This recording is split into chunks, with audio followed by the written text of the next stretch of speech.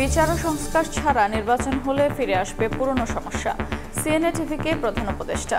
পাকিস্তান চীনের মতো ভারতের সঙ্গেও ভালো সম্পর্ক চায় বাংলাদেশ।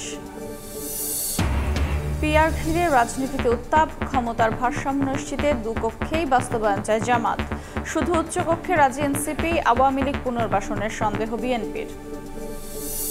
ওরা একটা অবৈধ কাগজ বানিয়েছে, আমরা যদি তোমরা আইনের মাধ্যমে আসো, ইউনুস কোনো রকমে মানতে রাজি না। তার জন্য অনেক মানুষ বিভিন্ন মামলায় জড়িত হয়ে গেছে, কিন্তু যারা কোনো সময় কোনো রাজনীতি করেনি।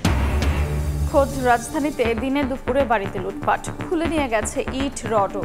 ভুক্তভোগীদের সামনে মালামাল ভাগাভাগি। খিলগাঁও বিএনপি নেতা ইউনুসের বিরুদ্ধে অভিযোগের তীর।